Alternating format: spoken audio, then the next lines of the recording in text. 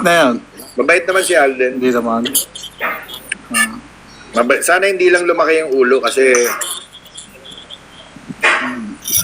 nakita ko siya minsan ng taping ng Family Feud. Nagyakapan naman kami pero hindi katulad dati na kahit papano bibigyan niya ako ng mga isang minutong kwento. Ngayon. Hindi ko alam kung lumaki na yung ulo o pagod lang. Pero yun nga, kasi sige na nga, kakwento ko ng konting Alden, para sa inyo 2.1 thousand eh. Tasan ba kami? No? Kasi nasa ibang bansa kami. Hong Kong yata yun. Ang gusto kasi ng Itbulaga, magkatuluyan na sila. Hindi ko alam. Siguro yun ang ano nila na talagang parang Guy and Pip nun. Yung Guy and Pip nun, nagkatuluyan kasi sila eh.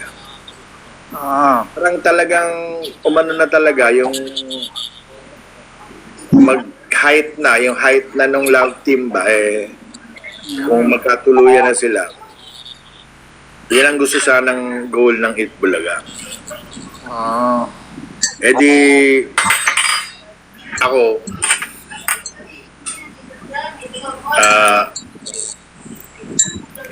masamba ako, nasa lobby yata ako kasi mahilig lang ako maglakad eh.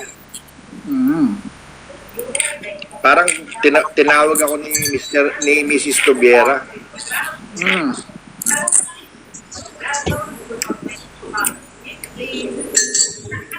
Sabi sa akin, Anjo, kumusta yung dalawa?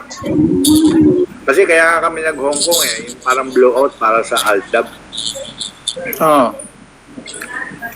Di, sabi ko, hindi ko po alam. Sabi ako, ewan ko ba't worried sila. Baka may nangliligaw na iba. Anjo, gawa mo ng paraan. Kailangan maging sila na pagbalik natin ng Pilipinas. Di, alam naman ako kasi, pag boss na umuutos, di susunod.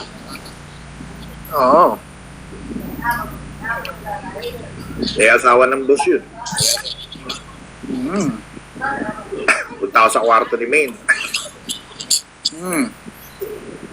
Uminom muna ako ng champagne yata, gano'n, para lumakas loob ko. May mga kasama niya, yung director yata. Kinausap ko, tagal, mga 1 oras mahigit. Lasing na ako eh. Ganon?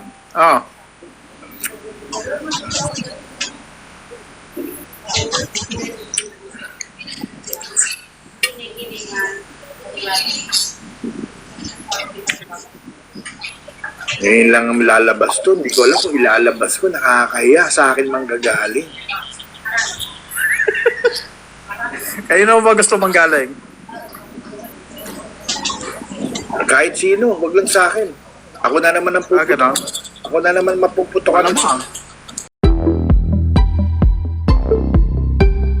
Napakatahimik po ni Alden Richards. Hindi po nakikigulo. Alam niyo naman po si Alden, alam po niyang itago ang kung anumang nararamdaman niya. Alam niya kung anong kanyang sasabihin, saan siya magsisimula at matatapos. Aba, hindi na maipatis siya ni Anjo Iliana, di ba, Romel? Oo, ewan ko ba? Etong si Alden nga, nasa Hong Kong nga, nakiano sa mga ating mga OFW, nagpapakabayani doon, nagbibigay saya sa mga malulungkot na mga nilalang sa OFW, tapos ginaganyan niya pa. Dapat At hindi saka, niya na ano sinasama kasalanan yan. ni Alden? Para Oo. si Alden ay sabihin mong baka yumabang na, hindi ka lang nabigyan ng mahaba-habang panahon na magkita kayo doon sa show ni Ding Dong Dantes. Sasabihin mo na, yumabang na. At ano yung ibubulalas mo na lihim kung ba't hindi nagkatuluyan si Alden at saka si Maine Mendoza? O, iyong naman yung oras mo. Bakit hindi mo sabihin? On air, sabihin mo kung ano yung mga nasa utak mo na yan, di ba? Totoo. Wala nanay, panay ano talaga siya, panay pabitin. Panay pabitin para humatak Mga ng viewers. stars. Ang mga stars. Pag maliit lang, lakihan nyo naman. Para ituloy ko na yung kwento ko. Ano to, parang namamalibos, ayaw tumanggap ng gurami. Kung ay gurami talaga, bariya. Gurami, bariatic. Eto, sabi ni Miss Nagsa, uunahin ko na to. Na, itong si Anjo, mukhang iisa-isahin niya talaga ang mga Dabar Cats. Nagsimula kay Tito Sen, ngayon naman po si Alden. Bukas kaya, sino naman? Si Wally, si Ryan, si Paulo, si Raiza. Ika nga, a treacherous friend. Ayan na, nako. Makinig ka kay Miss Nads. A treacherous friend is worse than an open enemy. Totoo yan. Mas maganda yung lantaran. Anjo, desperado ka na talaga. Parang TANGA ka lang. Diretso na natin, parang tanga ka lang. Di ba? Miss Nads, maraming salamat. Okay. Sobra na eh. Lahat na lang, di ba? Ang dami-dami niyang kinukuda. Pabitin-bitin. Oh. Ngayon, ang kinakanti niya si Alden kasi alam niya ang fanbase ni Alden. Maraming magre-react. Ayun yun eh. Kung ako sa mga Aldenatics. Dead Sa na. Aldenatics, hindi ako magre-react para wag siyang marigaluhan ng views. Oh, yung nagano sa'yo, maghuhubad ka kamo, maghubad din sana yung dalawang babae. Uy, sobra na yan. Hindi na tama yan. May pinaghuhubad ka na sa ere, di ba? Sa Juris Doctor Channel, itong si Anjo talaga, hindi pa rin natigil sa kapuputak. Gusto yata maging endorser ng zipper o garter. Kasi walang kadala-dala yung bunganga. At saka maligo, magpatina ng buhok, at mag-toothbrush muna. Mag-toothbrush muna sana bago siya mag-TikTok. Bastos na nga at walang modo, dugyot pa. Aba, hinakot na niya lahat. Isa-isa lang sana. Oo, no, nagtitiktok siya, meron siya pabuga-buga nung ano yung kinakain niya na yun. Diba? Makakaloka. Kakaloka ka talaga. Panay ang patambis niya na kesyo, may mga ibubulgar siya. Parang gusto lang naman niyang makakuha ng views. Simpatya at isama na ang pagpapadala ng star na nako-convert sa peso. Pinagkakakitaan niya ang mga kunwaring pagbubulgar na malayo naman sa katotohanan. Sabi yan, diletada. At si Dan Clavesillas, pati ba naman po si Alden na walang masamang tinapay, dinamay na niya? Wala kaya siyang mga friends o kapamilya na mag-a-advise sa kanya na tumigil na? Mukhang enjoy pa yata siya sa mga ginagawa niya. Oo, Dan Clavesillas, nag-enjoy siya talaga.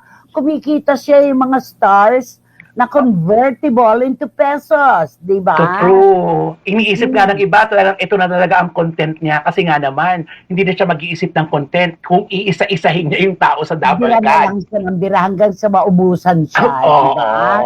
Oo. Halos lahat gusto na niyang idamay, pati ba naman si Alden na nananahimik, idadamay mo? May joyad ka na ba talaga, Anjo? Sabing tita na ni Olanday.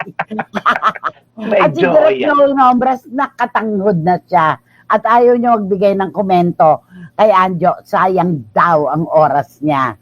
Okay. Nako, nakakaloka. Kay Jose, manalo na tayo. Nako. Meron kasi siyang binigyan ng reaksyon.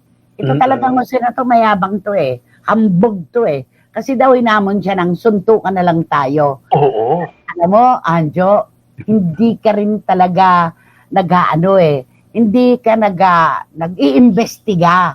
Alam mo ba, fan page yun na nilikha ng mga nagmamahal kay Jose para sa kanya. Hindi si Jose, hindi account yun ni Jose. Fan page yun. Tapos ngayon sasabihin mo, tama ba yan na ikinuwento ko lang naman dahil naisahan ko siya. Ako ang pikon na siya. Uy, ikaw ang pikon. Hindi apektado si Jose sa mga banat mo. Diba? Oo. At saka yung gano'n, yung may asawa na, tapos ngayon lang ako sa totoong buhay, ngayon lang ako naka-experience na yung, di ba, miss ka, nahihiya pa nga na, ay, ex ko yan, wala nang gano'n, di ba? Wala nang Hindi mo gano'n. nasasabihin. Hindi mo nasasabihin yan, pero siya talagang sa social media. National television. Oo. Dapat dyan kay Adjo, maban na yan sa social media kasi wala namang kwenta ang mga kuda niya. Ha ha ha, sabi ni Gaison Magdadaro. Kumusta ka na, Gaison? Ang mga nawawalan t-shirts. Kumusta naman? Ay, teka naman. Nanatagpuan na sa mga gwardiya pala. At hindi lang naiakyat. Ay, nako, ang gulo. Okay.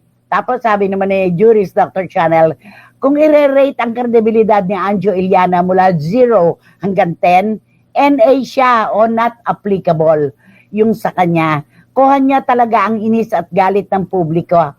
Kaya good job, Anjo. Dahil deads na ang showbiz at political career mo. Wala ka nang babalikan pa. Ay, naku, talagang tinandahan na. Talagang binigyan na ng ano ito. Wala nang babalikan pa. Oo, Diba? at saka mga kababayan talaga natin ay tinatapos talaga yung kwento. Oh, nasabi mo na yan. Okay.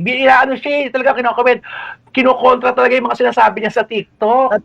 Loloka ako. Sasabihin niya, siya daw ang ipinupush ng mga Oo. followers niya para siya ay kumandidato na senador at dating araw ang gusto, pangulo. Parang ganon. Asan yung followers mo? Puro galit nga sa'yo yung mga nagte-text sa'yo. Di ba? Kino-question ka nga. O, asan? Yung nagpo-push sa'yo na kumandidato ka.